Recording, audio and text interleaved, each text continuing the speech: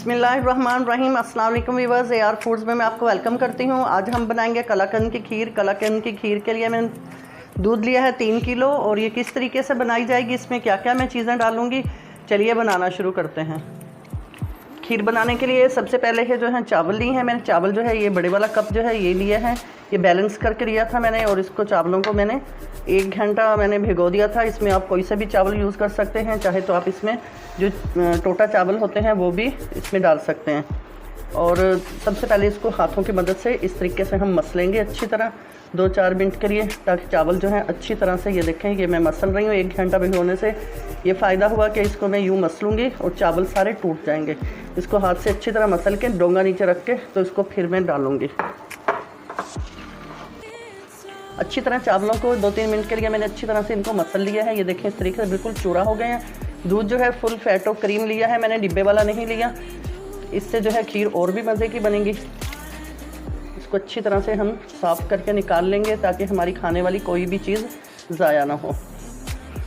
और हाथ जो है अच्छी तरह से हम इस तरीके से अंदर चावलों को निकाल देंगे। अब इसकी आंच जो है मैं मीडियम रखूँगी और इसको मुसलसल मैं चम्मच से हिलाती जाऊँगी। और जब ये पकने लग जाएगा, दूध इसमें बबल्स आने लग जाएंगे, फिर मैं फ्लेम इसकी जो है स्लो कर दूँगी। अब माशाल्लाह से दूध जो है बॉईल होना शुरू हो गया। ये देखें इसके अंदर हल्के हल्के से बबल्स आ रहे हैं।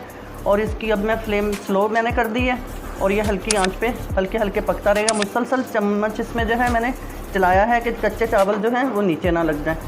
और अब इसमें चावल जो हैं थोड़े से ये फूल गए हैं और दूध पकने लग गया, इसलिए इसको मैं फ्लेम स्लो करूँगी तो अब चावल जो है नीचे भी नहीं लगेंगे। ये देखें माशाल्लाह से फ्रेश दूध है तो इस वजह से पक रहा है। और ये देखें ऊपर बलाई की कितनी मोटी तह आ गई है। इसको ये जो साइडें हैं ये साथ के साथ जो है चम्मच की मदद से, ये मैंने स्टील का चम्मच इसलिए रखा है कि साथ के साथ इससे इसको खुर्च के उतारती रहूँ, जो दूध साइडों पे सूखने लग जाएगा। और ये मेरे पास नारियल है, जो खीर में नारियल और किशमिश वगैरह बहुत अच्छा लगता है। नारियल जो है साथ ही डाल देंगे ताकि ये पक के सॉफ्ट हो जाए। माशाल्लाह से हमारी खीर बहुत अच्छे से पक गई है और काफ़ी हद तक गाढ़ी हो गई है, ये देखें। और इसके साथ ही इसमें मैं डालूँगी किशमिश और नारियल जो हैं इसमें बहुत ही अच्छे लगते हैं। अगर आपको अच्छे लगते हैं तो आप डाल सकते हैं, वरना आप ये स्किप कर दें। और साथ ही इसमें मैं डालूँगी चीनी डालूँगी कम इसमें, इसलिए कि खीर जो है ये इसमें मैं डालूँगी कलाकंद।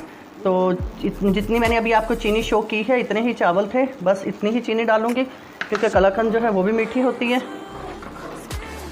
कलाकंद है मेरे पास 1 पाव, तो इसको मैं इस तरीके से थैली के अंदर ही छोटा कर लूँगी। इसके पीसेस छोटे करके इसको डालती जाऊँगी और हल्के हल्के इसको मिक्स करती जाऊँगी।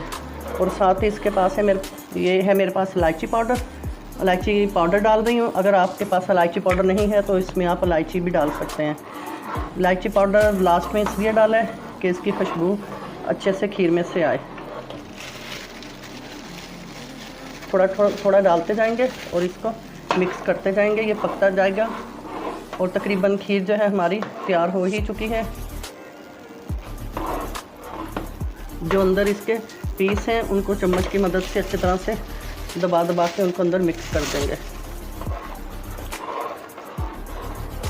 और ये है मेरे पास थोड़े से बादाम और पिस्ता, ये भी साथ ही मैं डाल दूँगी।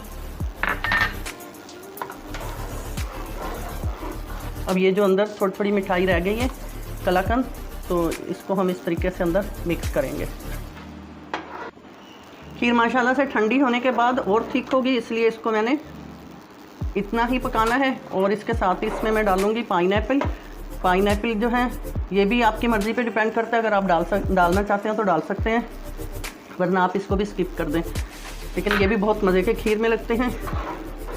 और इसके साथ ही इसमें मैं डालूँगी थोड़ा सा फ्लेवर केवड़े का। फुल डन है। अब इसका फ्लेम जो है मैंने कर दिया है ऑफ। इसको थोड़ा ठंडा करने के बाद इसको करेंगे डिश आउट।